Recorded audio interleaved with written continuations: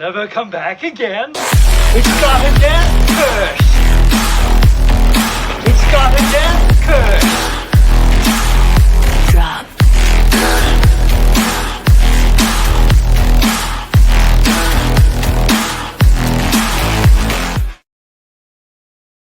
Welcome in to a brand new episode of the Death Curse Club. I am owner-operator of this establishment, Zach Hilton. And alongside with me is the barkeep himself, Jim Zayas. What up, Jim? Hello there. Oh, hello there. Oh, my God. I got a little Star Wars reference in there. I like it. How you been, man? You've been on vacation for a week. You took CinemaCon week off to make sure that you got all the news coming down the pipeline. How you feeling? Good. Squeezed in a ton of movies and just generally rested. You really did. You saw like every movie known to man that was in theater for a week. Where'd you go? Like 4 times? Yeah, 4 times. Wow. Wow. So what did you see? Just In the theater? yeah. Death of a Unicorn, Screamboat, Hell of a Summer, and Freaky Girls. Wow. So that thing I told you where we're going to have, you're reviewing all those by the end of this episode. I didn't realize how many horror movies you saw. And then I also watched The Role of Jenny Penn at home. And that's on Shudder, correct? Correct. Okay, cool. Gotta check it out. Well, Jim's going to review all those movies by the end of this episode, and I'm going to review the only thing I've seen in theater, which isn't even out yet, which is Drop, which comes out Friday. But before we get into any of that fantastical stuff, make sure you follow the Death Curse Club on Instagram, Death Curse Club. We're on Threads too, if we ever have a thread that goes out. That's us. Also, if you want to watch this on Facebook, we're Thrill Me Lounge. We got the Reviewer Rob show there. We got Death Curse Club there. We're dropping all the things. As you can see, a lot of content's been coming out on this channel, very focusing on this channel. We have Death Curse Club main proper show, which is this one. We have Core Memory Unlocked Friday the 13th, which a new episode of that is. I transferred the original 2 Jim and myself did onto the Death Curse Club channel. And now we go new. This Friday, we're dropping Friday the 13th, part 3, 3D, which my friend, Mr. Wonderful, helped me do that episode. But let's get into last week. Last week, CinemaCon came out.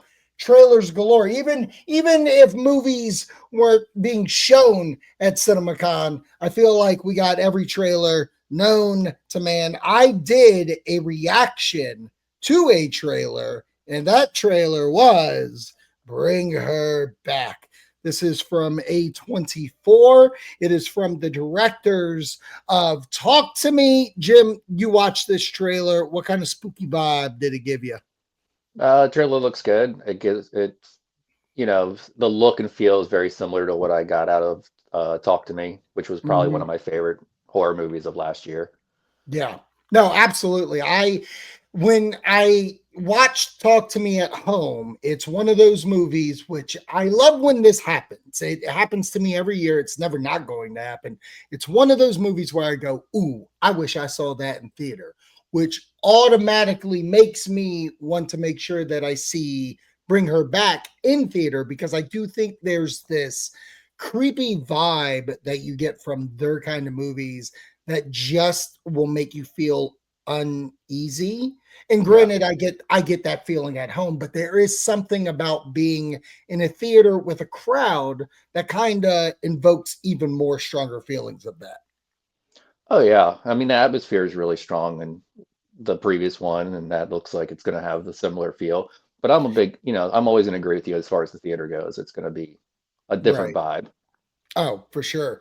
And from the story aspect, it seems like this kid lost somebody and is in the middle of some kind of like exorcism, because at one point in the trailer, you see salt around the property, and like all I can think of is that maybe there's a part of that demon inside of them. I don't know.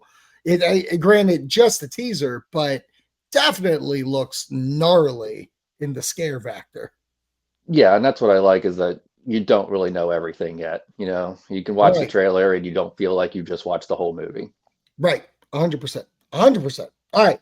So the next teaser I want to talk about, we got a teaser for Five Nights at Freddy's 2. Now, I'll be honest, I have not seen Five Nights at Freddy.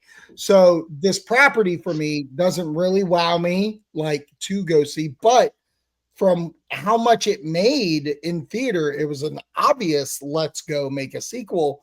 One of the things that I found peculiar is the fact that Josh Hutcherson and I forget the actress's name, but they returned from the first one. Not saying that, like, oh, I expected them to die. I didn't know we were going to continue with their story.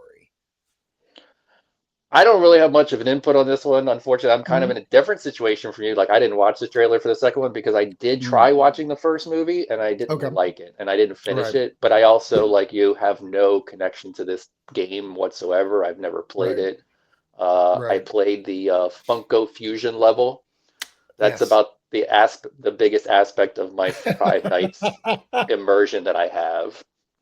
And that's fine. And for me, it's like it looks as good as that first one in sense of it looks like it's a direct sequel, direct follow through. Didn't change the pattern. I'm sure it's going to make a buku butt of money because if I'm right, I believe this was one of those movies just like Halloween where they released in theater and on Peacock, and it still made a jam of butt money on theater grosses. So I'm interested. It's kind of swung me. You're the one who got me to watch that Pooh movie, so maybe I can give this a chance and see what happens. Um, Pooh's on a let's whole see. nother level. Pooh's in his own verse, baby. All right, let's talk. I would consider one of the bigger trailer reveals at CinemaCon, which is Megan 2.0. Mithrigan's back, baby, in a big bad way. I my initial thoughts of this trailer were they're going the Terminator 2 route, which I think is a smart brand for the Megan character themselves because like with that original movie there was a lot of funny like subtlety. Am I supposed to be laughing at this? And I think you are supposed to be, which I love. In this one, they knew they couldn't go so much horror. Now, I don't know if that's from writer director. The director of the first one returned, but they're also writing this one, which I don't think the original writer is. But I like the idea of, you know what, we're going to go a little more genre built bending with action. There's still the creepy crawl stuff. I think there will still be some tension moments, but I think this thing was fun from the Britney Spears usage. I thought it was funny, like actual lines like "Hold on to your vaginas," like stuff made me pop in this trailer that I wasn't ready for. The fucking wind, like squirrel, right? Like what are we doing in this movie? But I'm here for it. Yeah, I like that they're doing something different. They're not just phoning it in and repeating the formula of the first movie while Right, still keeping the basic idea, which is she's going to protect that little girl. That's it. She don't care about right, nobody else. And if anybody else gets in her way, she's taking them down along the way. right, So yeah, the vibe was fun. I mean, obviously you're upping, like you said, Terminator 2 in it with upping the comedy, making it right. more of an action movie, making her the hero. Yeah, there's a lot about it I like. I really enjoyed the first one, so I'm looking forward to this one. Same. And I think it coming out in summer, which is pretty funny because it does feel bigger. It feels like a bigger movie, which obviously the last one made a good amount of coin. So they're hopeful. Do you feel this? Do you think that was a fluke of a win of a movie, or do you think this is actually going to hit the zeitgeist like that first one? I think it'll do well because it's now she does have a fan base, and it's Mm-hmm. a fan base that I think they didn't expect to get. Mm-hmm. And we even see that in the trailer playing it up. Like she has become this like LGBT icon in many ways, like as a Right. character. And so, I mean, I think it's going to do well. I mean, Amy I, Donald Megan has recently said that she thinks Megan can take on anybody. I mean, Any horror character, any horror killer, she can take them on. I mean, Chucky, I'm nothing. nothing, Chuck, man. No, I would like, I mean, I need a Chucky versus Mithrigan movie, but like, I'm very hopeful. It's one of those things where, box office is so weird now. What hit like 5 years Right. ago, didn't it? I think they were on the ball of pushing this bad boy out sooner than later. And I agree. I do feel like, even when Blumhouse promotes Drop, it says from the producers of Megan Blumhouse. Like she is becoming such an icon for Blumhouse. So I can get behind that. And with me going to Halloween Horror Nights, it wasn't this past year that they did it. It was the year before. Mithrigan was a part of a Blumhouse section, but there was this point where they had dancing Megans out in the park. And it was one of those shows that they didn't advertise like times or anything. But when you saw them, the crowd built. So it is something like almost must see. So I'm very interested into where this goes because I'm hoping for the best. But Yeah. with how the world is, who goddamn knows? Who knows? Who knows? Like I said, we're bending genres. We're bending genres. I'm adding to the Death Curse Club. I think this is a fun add-on, and you can understand why sci-fi, I feel, is a big thing as well as horror. And I want to talk about the Tron Ares teaser that we got. Disney put this out on a Saturday, which I kind of found weird because usually news days and organizations want stuff out during the week. So putting it out on a weekend was a choice. So immediately my thoughts were like, oh God, is this going to be bad? Pleasantly surprised. I thought the Nine Inch Nails score sounded awesome. I think the Tron world coming into the real world is a cool story take and seems very villainy. Like it seems like with that Nine Inch Nails soundtrack, things are a little darker in this version of Tron, and that kind of makes me excited. Yeah, the visuals are great. The effects looked good. It actually, even though you have this Tron stuff coming into the real world, it all looked really fluid. Like it just looked like it fit well on Yeah. screen. And And it definitely looks very dark. yeah, like it just looks like it's taking a harder tone. But what I do applaud them on, because like you're talking about the last Tron movie was 2010. So you're talking 15-year difference, but it still feels like it fits in that world. Like it feels like it is a part of the legacy world. So there is something that I feel is going on, take a AI takeover or something. I'm very interested in this one, and I'm very hopeful because I am a big fan of Tron Legacy. I love the soundtrack. I love the movie itself. I think Joseph, whatever his directing name is, the guy who directed Top Gun Maverick, who did that movie. I thought he had a great eye of scope and making Mhm. things feel big. And I think with this director, he's not copycatting, but it definitely seems like it has scope. And I was afraid that's what they were going away from. You know what I mean? Like at one point during production of this movie, I thought it was just going to be like Jared Leto walking around in a Tron suit. That was it. But seeing that the ships are coming into the world, the flying bikes and stuff like that, like we're getting it, boy, and I'm all into it. Yeah. Well, bringing it into the real world gives you that opportunity to increase the scope. Right. And, it's like what we said about Megan. It's like you can't just rely on the same thing. Take a swing, try something different, and hope it hits. And maybe it does, maybe it doesn't. God, And we won't know until it happens, till we see it. yeah, oh, 100%, 100%. But I love that you said that because try to see how something works, do something new. Our final trailer came out today of recording, and we are going to talk about this trailer, Predator, Killer of Killers. So I've known about this movie for a little bit. Like they've worst kept secret going around of 2 Predator movies coming out. This is a animated film, and it's from director Dan Trachtenberg, who I feel immediately after Prey started working on this, because animation is going to take a lot more time, and that came out in 2022. So, and he also has Predator Badlands that comes out at the end of the year in November. This comes out in June. My Predator heart is so happy because it doesn't quite look like anime. It looks like it's its own thing, kind of like how Spider-Verse does its own thing. But what I found interesting from the trailer, it seems like we're getting 4 to 5 different Predators and Predator stories in time.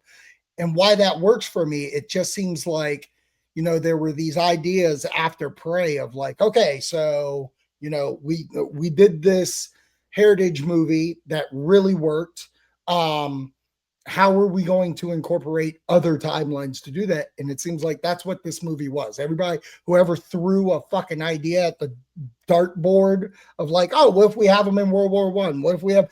That's what this cartoon movie is going to be about. It's going to be short tales, I think, all wrapped into one. What are your thoughts? Yeah, I think you hit the nail on the head right there. It's a situation where, yeah, Prey worked really well. You got the Native American story and that, and a lot of people within there and online and everybody suddenly had all these ideas of where they wanted to see the Predator at. And you're Right. not going to be able to make all those into movies. Realistically, it's just not going to, there's not the time, there's not the money, there's just not all that Right. can happen. So this is a way to do that. I only picked out 3. I know you said like 5 or 6 or something. I only picked out 3 when I was watching it. It seemed But like Viking. It seemed like Asian oriented. Japan, Yeah, and World War One fighter yeah, pilot things. Maybe it is only 3. yeah. But I and would even that's expect one enough. more. I would expect one more, maybe. But at 30 minutes a pop, Yeah, that's a movie. yeah, that's Um, 90 minutes. Yeah, I mean, especially when I think the Japan one will definitely hit well with a lot of people. I think yeah, that's something that people have wanted to see. I mean, anytime you have right, something like this, like, yeah, let's throw them up against, samurais and ninjas and throw in right, feudal Japan. So that right. one will hit really hard. And I like that it's definitely a very rated R cartoon. Hmm. Yeah, I mean, there's they're a not, lot of gory death in this yeah, cartoon, they're not and shying away from it. I'll give them props too, because it's coming to Hulu in June. It's not a case of, well, we're going to make it VOD first. Like, Right. we're not going to put it out so you can pay for it first. This is like treating it as a Hulu original movie, and I like that because cartoon movies are going to be hard to sell anyways. So I'd rather you just come in swinging with this and we could talk about it immediately, instead of a headline being like, well, 20th century released this movie that made like $10. It's a failure, right? It'll be on Hulu next week. Right. You know what I mean? Like, I like that we get this almost immediately. And it's interesting that this wasn't even a topic at CinemaCon. I know I don't have the picture up here, but like, there was a Predator segment at CinemaCon, which had Elle Fanning coming out, and she's going like, oh, this is filmed differently. You're not going to be ready for what you see.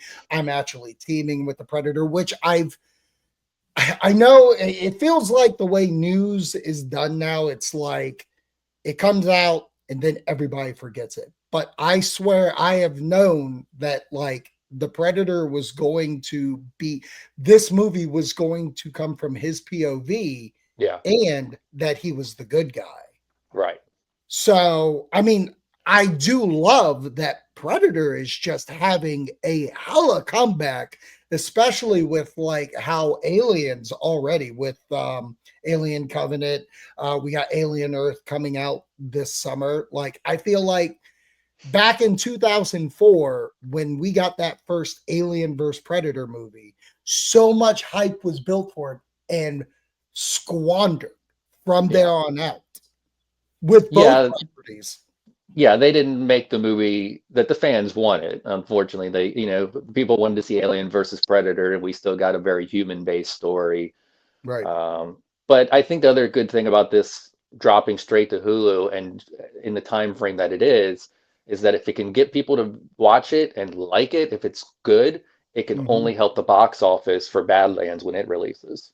100%. 100%. I think this is that thing of like just keeping his name out there, keeping the Predator name out there to help that because Prey went straight to Hulu Yeah, and it was a smash hit. So actually putting faith in it to be like, okay, we're going to put it in theater. I do have faith, especially from I think I remember it saying it's slightly in the future. it is a So now futuristic one. Yeah, we're dealing with sci-fi, a little more friendly sci-fi that I think could bring people out there. I'm sure Dan Trachtenberg kept the budget down. I bet you that movie ain't even more than I bet 50 million to 70 million total. And if it can make worldwide 120, I think they got a hit on their hands. yeah. I'm curious to see if he's got any sort of inspiration in this one because I remember Mhm. watching Prey, and as I was watching this movie, I mean, man, this is a Disney princess movie. And then after the Isn't it? fact, I saw an interview where he literally said that was his plan. Like he was treating it as a Disney princess movie. Disney princess. That's so fucking amazing. I need a shirt with her on it as a Oh Disney yeah, princess I want one too. Yeah, so badly. No, but that's a fair fact. I would really love to know what like is the Predator going to be Han Solo? Like, is right. this his take of that kind of bounty hunter character? There or is it like Seven Samurai or Last Samurai kind of deal of Hmm. you know, I'm very interested. Good call. Good call. But that being said, we got a trailer for Predator Killer Killers. Looks pretty great. I'm into it. All right. Let's get into news that we have going on. And as you can see here, there's my girl Tree just sitting there looking great as always. Actress Jessica Roth has confirmed that the long-awaited third installment of Happy Death Day horror comedy franchise is moving forward. She confirmed the news while appearing on stage at American Cinema Key. I don't know. Last night, alongside with director Christopher Landon, to host a double feature screening of the first two movies. Landon himself added it's moving forward. First one came out in 2017, made a buku bunch, $125 million on a 4.8 million budget. Second one only made $64 million, but had a $9 million budget. At last report, several years ago, Christopher Landon had revealed that the working title for the third installment was Happy Death Day to Us, with a tone different than the other two films. Jim, you hear this. How you feeling? Yeah, I'm curious. I mean, I really enjoy the first two. She's great. But again, we talk about not wanting to repeat ourselves and do the same thing, and I think you'll have to do something different at this point. It's a third movie. If you just Yeah, repeat yourself, it's going to become repetitive. I yeah, don't know what you do with this. I right, know, again, you want to talk about what the internet wants. We can backdoor our way into Freaky Death Day right. with that There was crossover. there was at a time where both Jessica and Catherine Newton seemed very on board of doing a crossover. I would definitely love a crossover to keep it like the franchise longevity going, like you say, and Yeah, if it's repetitive. My only issue with that is if he already had an idea for Happy Death Day to Us, I would like it to go that route. And sure. I've never even thought about it until reading that and then speaking out loud. My only apprehension to it would be because we do kind of have a movie similar to it. Um, I would I would kind of be down if it's almost post-apocalyptic. Oh yeah. Why not? I would, or like there's a bomb that's about to go off, and that's why it's Happy Death Day to us. Um, and maybe to keep it fresh, I forget the second one. I have not watched the second one since theater. Like I didn't hate it. It's just if I knew the tone was going to be different and no horror about it Hmm. whatsoever, um, I could probably sit with it better. But and I love Chris Landon. Like boy knows how to make a movie. Um, but I would like something in that realm. Something, and I said we have something like it because we already have fucking Live, Death, Repeat, or fuck Right. it, whatever the Tom Cruise movie that they renamed Edge of Tomorrow. Like they renamed it 5 times. Yeah. I would like them to really go on a whim. And maybe sci-fi is that, maybe more sci-fi. I feel like part two was more Back to the Future, what they were going for. I would like something like this. I would like a Terminator. Give me Terminator. Have her fight Megan. Fuck it. Yeah. Let's just make everything Terminator 2. No. You want bones? Nah, fuck you. This is Terminator fucking Salvation. You want bones? No, everybody makes Terminator 2. I'm making Rise of the Machines, bitch. I mean, I'd like to think that if we waited this long to make a part 3, that they have at least a decent idea. That's Right. that's my thought.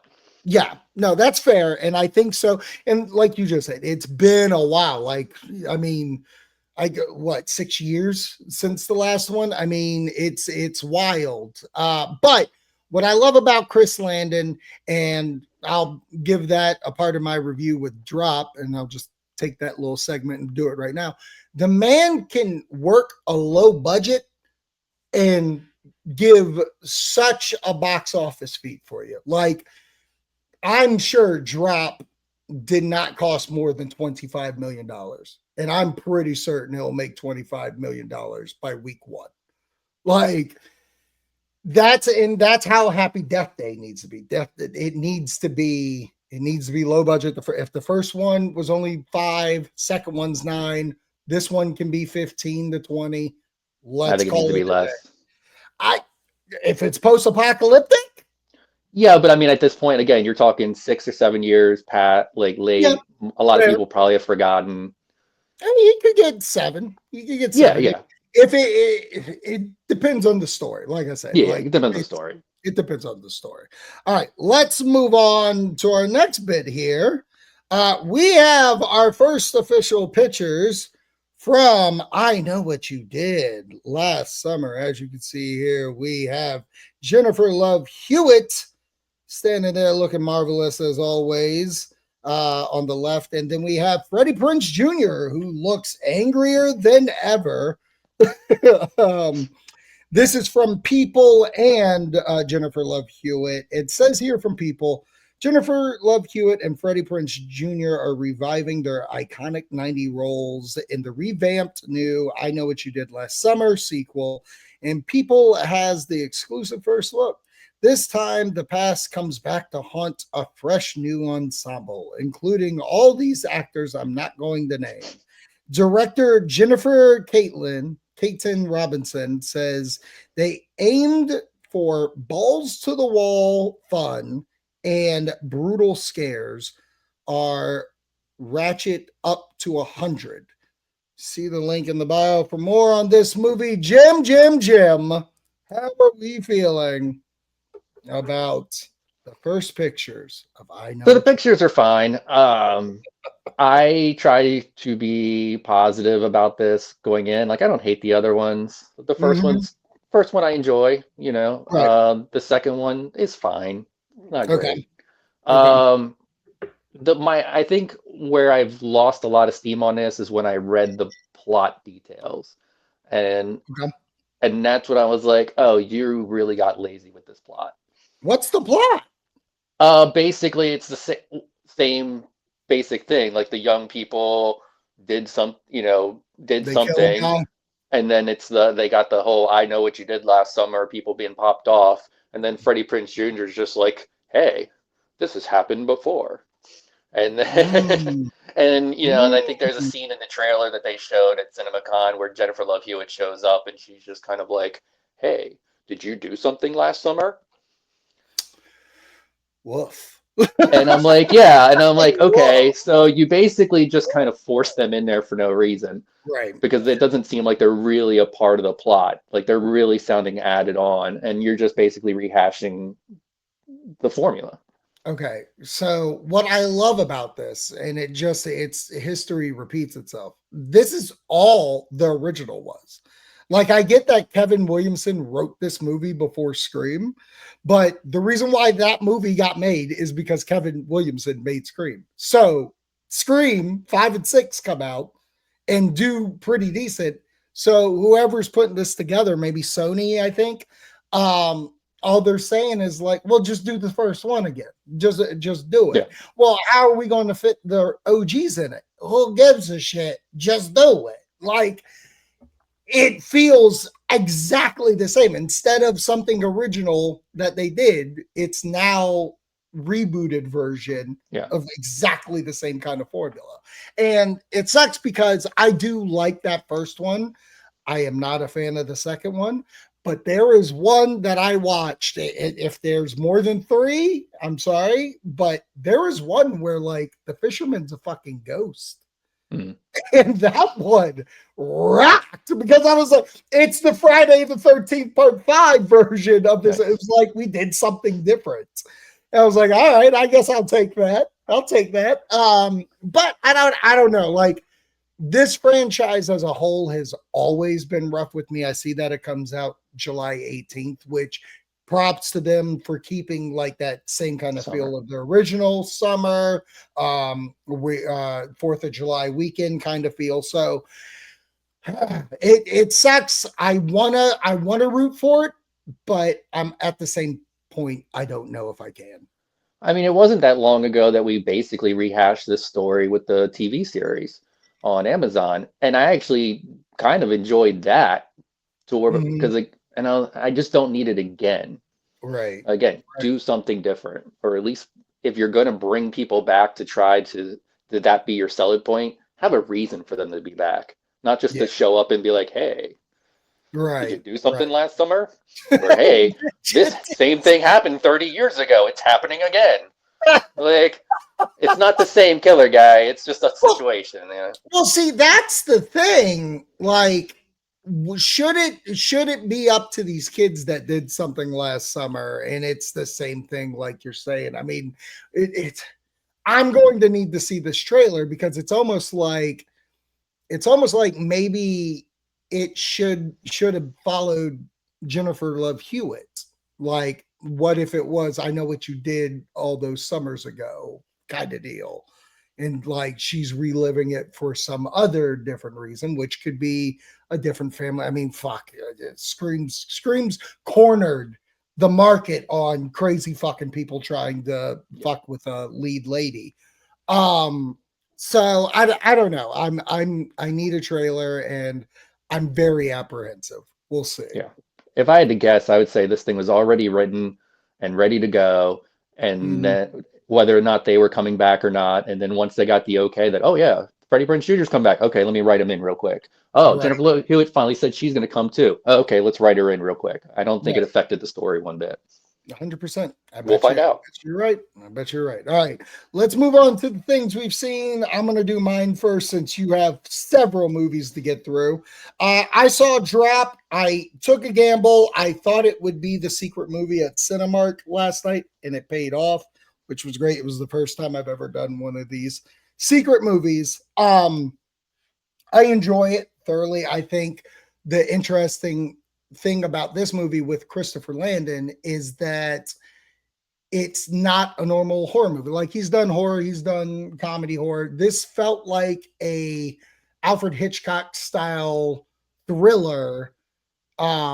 Again, it's low budget because there's only 2 locations in this movie, which I was blown away of how captivating things are. The 2 leads are great. Megan Faye, she's wonderful. I mean, she's rising to the cream of the crop in my eyes. Brandon Sheridan, whoever he is. He's great. He was in that Blake Lively movie last year. I think he's on 1923. He's a charming son of a bitch. Nice little set of cast characters, kind of a who done it. I say go see this in theater. I said this in my review of it, reaction.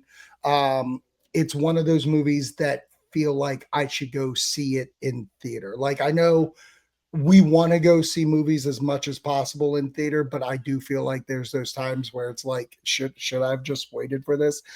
I feel like this is one of those movies that are like, I would love a theatrical experience with an audience to gauge everybody's stuff because there is some comedy in it, but it is thriller and tense and people gasping, and that's really nice to see. Comes out Friday. I suggest seeing it. Yeah. So there you go. You saw, we'll start because I have the art for it. You saw a couple of week ago's debut of Death of a Unicorn. What's your overall feelings on this one? So of all the stuff I watched, this was probably my least favorite and probably one of the ones I was the most looking forward to. Yeah, God, I fucking hate it when that happens. Yeah, and that's probably why I disliked it so much. Mm-hmm. Um, I think though I'm not gonna so obviously I'll avoid spoilers. The horror elements I think worked. Okay. The story stuff was all right. Its Okay. biggest issue for me was the comedy, which that's a big thing right now, the horror comedy. Mm-hmm. The comedy for me did not work. It was not funny. Mm. Most of the cast felt like they were all in different movies Oh my God. without any real direction. Okay. That was the biggest issue for me, I think, with the comedy. It just didn't work. I mean, it's full of comedians. And look, I was going to save it for our next episode, but I feel like it kind of should be engrossed here. We went to GalaxyCon. We saw John Carpenter talk about this movie. He was hired to do the score of the movie and then was fired. This is from his lips that we heard. He was Yeah. fired because they looked at John Carpenter as the horror guy and they didn't want the soundtrack to have a horror feel. Did it play more comedic as the So soundtrack? here's the other thing, and I'm glad you brought that up because I almost forgot. The soundtrack to me was completely forgettable. I wouldn't Mm, even have noticed it had we not heard that conversation. That's the only right. reason why I even paid attention to the music. It was completely forgettable. There were two scenes that sounded very synth-like to where Mm, I was like, okay, did they keep some of John's music or did they just basically still do this? And at that point, why didn't you keep him? right, Because it felt right. like something he could have done, but most of the score was just like completely forgettable. Wow. That's upsetting. Would you say that? So it's an A24 film, right? Yes, Should I rent it on VOD or should I just wait for Max? I would wait for Max. Okay, but worth watching. For the hell of it. I mean, who knows? I would say Okay. yes because if you have an interest in watching it or if you Mm-hmm. like the actors in it, Mm-hmm. I always say watch it because something I don't like, somebody else Yeah, might be their favorite movie. So you should 100%. never just listen to me or Oh just yeah, yeah, listen to yeah, you. You yeah, should yeah, always form your own opinion. for sure. But my opinion is I would say wait for Max. Okay, okay, fair enough. So you saw Steamboat. Yeah, Tell me Screamboat. about it. Screamboat, excuse me, Screamboat. Screamboat. Tell me about So Screamboat. Screamboat is a movie where definitely a horror comedy. The comedy Okay, worked a little bit more. okay, Um, the stuff I enjoyed it. It was weird. It was a weird movie. It took me a little bit to get used to the tone as far as what it was because I wasn't sure what to expect. But once I did, I was into it. Like the second half, I enjoyed more. But I think that was again me adjusting. okay. Uh, I recommended it to in text. I heard nothing back, but that's just how it goes. But I recommended it in text to Wonderful because it takes place on the Staten Island Ferry. Oh wow, does it So really? yeah, so I was like, oh, he might be into that. Wow. So it's got a lot of New York type stuff going on. Yeah. But it was kind of funny. It's a perfect movie for a drinking game. Take a Oh. shot every time there is a Disney reference. because there are so many like visual and dialogue Disney references throughout this entire movie. Wow. Do you think it'll show up on like Shutter or Screenbox? Oh yeah, it'll show up on something at some point, but I don't know Okay. which. Probably Screambox, just because it didn't have the Shutter tag. Gotcha. Gotcha. Okay. You also saw now this one I wanted to see, and I mean, it's one of those things where I feel like it has exclusiveness. Maybe not even exclusiveness. Maybe it's because our area doesn't get so many films sometimes. You saw A Hell of a Summer, Finn Wolfhard's written and directed movie. How was that? Co-written, co-directed. Yeah. I liked it. Mhm. Again, horror comedy, Yeah. which is apparently everything these days. It's everything. The comedy worked. There were some things in the horror elements that I wasn't sure about in the first half, but by the end of it, I was like, okay, I get it now. I'm into it. Mhm. The I definitely see where they could probably kept the budget down because the lighting could have been better, but again, whatever. Mhm. Um, yeah, I really enjoyed it. I don't really have too many complaints about it. I would definitely recommend watching it. I think it did have the Okay. Shutter tag, so it should be coming to Shutter Oh shit. Okay, then I'll watch it uh, there. probably soon. The way they are, it could probably be next month. Who knows? I mean, they usually move pretty I don't quick. know, man. I don't know. I feel like Shutter likes to hold off on their shit for like 4 months before they even come out. This Like feels. it would I make was just sense to put it out in summer since it's Yeah, called Hell of a Summer. correct. The first half feels more very much like a summer camp movie with Mm, a slasher in it that it mm, does than it feels like a slasher movie that takes place at a summer camp. gotcha. So it's like Meatballs with a guy running around being a slasher. Yeah, especially for Oh, the first half. okay. I could take that. Awesome. Any other movie I missed? Freaky Tales. Freaky Tales. This is Pedro Pascal's movie. Again, I feel like because AMC is the biggest theater around. Completely get that. And there's two here. For some reason, Cinemark ain't getting shit for any of these things. So I personally can't see these movies, but I am interested in Freaky Tales. It's like a anthology movie, correct? Yeah, it's an anthology movie. So AMC has, I think it's called like Scares and Thrills or something. That's kind of like their tag that they put on these Mm-hmm. smaller independent horror movies. And Right. then they also do the Scream Unseen, which is Okay. basically like the secret movie, but you know it's a horror movie because it's Scream Yeah. Unseen and not Screen Unseen. Okay. Okay. and I and I always recommend doing the Scream Unseens if you're into that stuff because it's like Mhm. $5 and it's just a Yep. fun thing because you don't know what it is until it starts. Right. That's the secret movie would drop. Like I only Yeah, paid $5 to see it. I was like, this is perfect. yeah. There was no trailers. It just pops on when it goes. So Oh, anyway, really? See, I got trailers. see, anytime I've ever done a Scream Unseen, I never had trailers. It just Well, maybe. literally movie Yeah. kicked in. Gotcha. Okay. Simple. So anyway, Freaky Tales, yeah, it's an anthology movie. It takes place in like 1987. Ooh. It definitely has that 90s VHS vibe to it, very similar to Mhm. the kind of movie we would have gotten post Pulp Fiction, Right. Right. where Right. it's Right. the Right. anthology, but everything's kind of pseudo linked together. You kind of see like bits and pieces. I Right. really enjoyed it. I didn't expect so much Too Short. Okay. Like I was really Okay. shocked. I mean, it takes place in Oakland, so once I was like, oh, okay, yeah, it makes sense for Too Right. Short to be around and like narrating. I think Too Short was narrating it. That's Um, fantastic. so yeah, there's a lot of fun little bits that I won't Okay. get into. Okay. What I really enjoyed is like I said, yeah, the little bits, not the interconnectivity stuff of it, which works and Hmm. is there, but those things you can see easily. It's the little Right. things that maybe somebody just says, and you're just like, because I am who I am, I kind of hear it, and then it actually means something later on. Oh And wow. that's the stuff that I was into. Okay.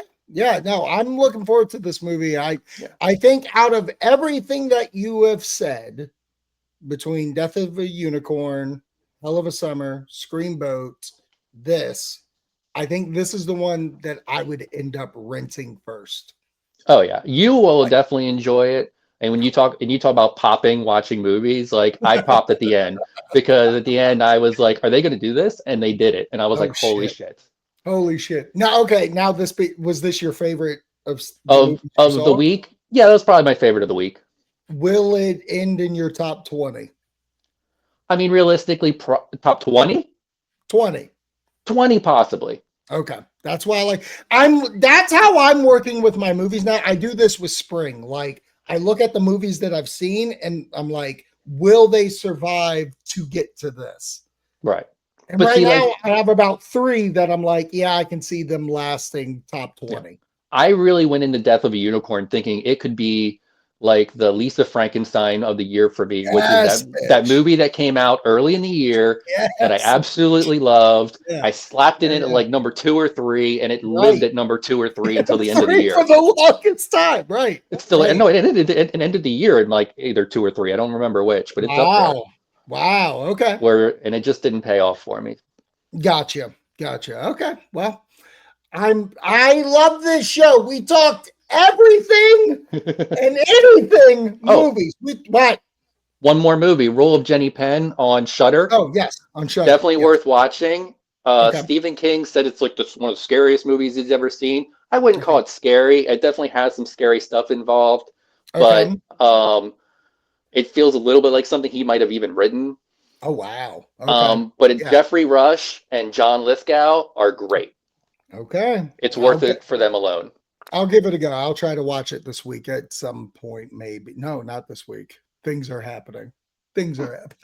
All right. I'll give it a go though as soon as possible. That's on Shudder. I do know that.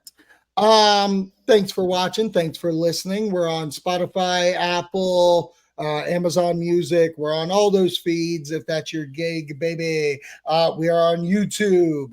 Death Curse Club, subscribe, like, comment. The comment should be, what did you think about all those CinemaCon trailers? What do you think about that Predator trailer? What are your thoughts on Happy Death Day 3 and I Know What You Did Last Summer? All the movies we reviewed. We did it all on this show. We spooky as fuck. So anyways, we'll see you next week. Spook you later. Never come back again. We start again. Curse.